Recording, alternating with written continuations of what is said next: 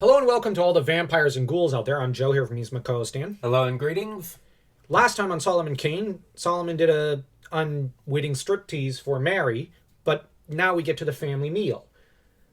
And they end up approaching the topic of Solomon Kane's previous life rather politely and clumsily, with the mother basically asking, "Well, I heard you were captain of your own ship. What was that like?" In a very maternal, motherly tone, Solomon just kind of gets a little uncomfortable and he's like, "Well, I sailed here and there," and trying not to get into this topic. With the son, the youngest son, Richard, I think it is, going, "I hear you fought against the Spanish." At which point he says, "Yeah." And he does admit, Solomon, I mean, "I did end up sailing under Admiral Drake just to impress the boy," and you have the boy, "Really?" And he wants more info, and you have Solomon, "That didn't end well." And he says it a little sheepishly. Then we get Mary, who tries to look on the positive side in a very feminine way and goes, "Well, it must have been really exciting traveling and seeing the world and everything." At which point, her older brother pokes his nose in and tells her, "Why do you think a life of violence is so fascinating?" And you have her, "No, that's not what I was saying. Why do you always have to disagree with everything I say?" And I really do feel our pain. We've got relatives who do that with I well, on my end, I yeah, we've got relatives who do that to me, but we've had some who did that to you. Oh boy, yes. And it's like, no, like it's like, okay, I think water is tasty, you might say. And then you have this other person who goes, "So what do you..." Water's disgusting. Are you saying that? Well, I was gonna say, like, they're like, "What do you have against sodas? Why are you so hateful against sodas?" Because the fizz makes it taste terrible. Well, okay, that's your opinion, Dan. But all I would say is, no, I didn't say anything about the soda. I just meant water is tasty. "Oh, so you really hate beer?" "Yes, but wait, what?" How do we get to beer? Yeah, and this is a sort of conversation that's never fun to have, and that, no offense, but the most narrow-minded relatives that you have to put up with somehow find a way of digging you into. Now, while Mary and her older brother Edward are bickering, with Mary looking more and more like she's almost going to cry, poor girl.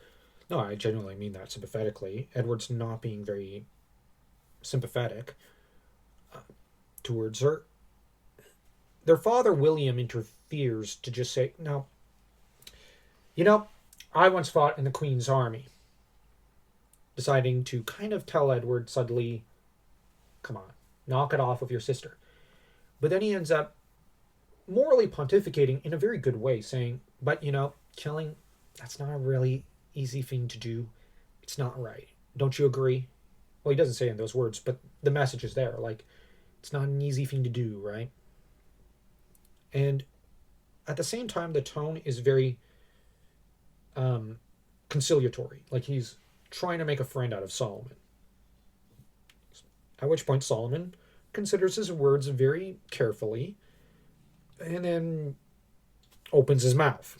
Solomon comes up with a different view that is very fascinating, but it doesn't make Solomon automatically evil to an extent. It does, but it doesn't. It's complicated. But we're going to dissect that in this video because this is the video for that. Solomon Kane says that he never felt more at home in battle and that killing came easily to him as an individual. Now, this is where, morally, the idea is that killing is an easy thing to do, but to do the right thing is not. And that for this reason, whenever you do right action, that's the harder path. And you're taking onto yourself a much harder road to walk. And honestly, this is a very, very important attitude to have. It's not easy being a good person. It's hard work. And it's constant. It's like a constant whip on your back every day. I'm not suggesting people self-flagellate or anything. No. All I'm saying is that it's a burden. You're bearing a cross, so to speak, to use a certain metaphor that I think Solomon Kane as a character would love. You're bearing a heavy cross, a heavy burden. And you have to bear that cross every day if you're going to be a good person. And, if you are good, more power to you. But doing the wrong thing is the easy way out.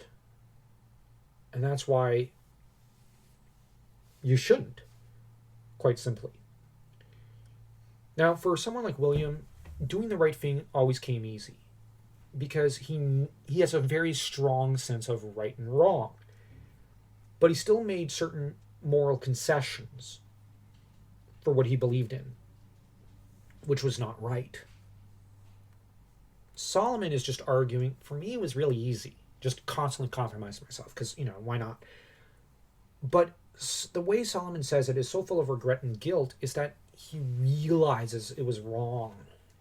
So that this is why he's not wanting to choose the path of violence anymore, because he understands, I took the easy way out. I can't do that anymore.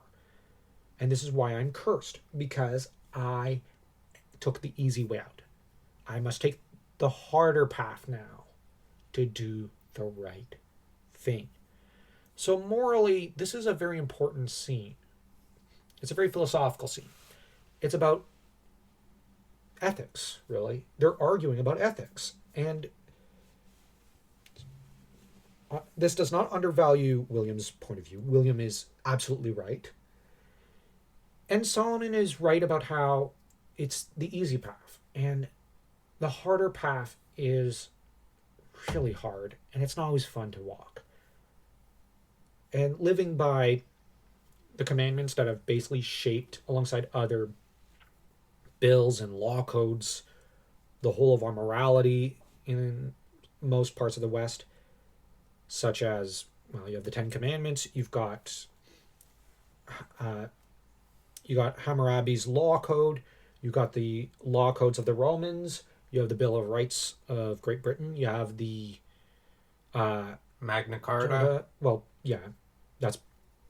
That helped bankroll, so to speak, the Bill of Rights.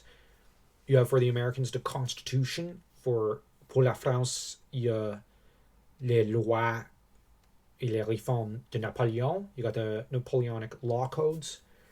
A lot of the moral ideas and philosophies behind these, along with all of our moral philosophies from Aristotle to Plato to Socrates to countless other philosophers,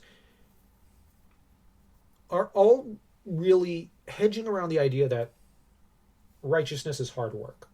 And of course, we all know, like in the West, you have that great, most important of men, Jesus, who really defines a lot of the moral systems in the West and how we view the world in such a way of right and wrong. And the thing is, Jesus himself in the Bible, the way he explains morality is that it's not easy. It's hard. And you have to constantly work at it and constantly work at doing the right thing. And this is something I think we can all agree upon, at least those of us who are not psychopaths and sociopaths. Anyone with the slightest hint of moral law in them, now I'm not saying I'm a big fan of all of Kant's ideas, but the idea of moral law is that we are treating people as ends, not means. And that's the whole idea behind Howard's mythology. And that's where treating people as a means is a very easy thing to do. That's what Solomon is highlighting. It was easy for him. He was at home with it. But now he regrets it. But that's enough for this video. Next time we'll tackle the next few scenes. So don't forget to smash that like and that subscribe button as though you were Solomon Kane taking out one of his enemies.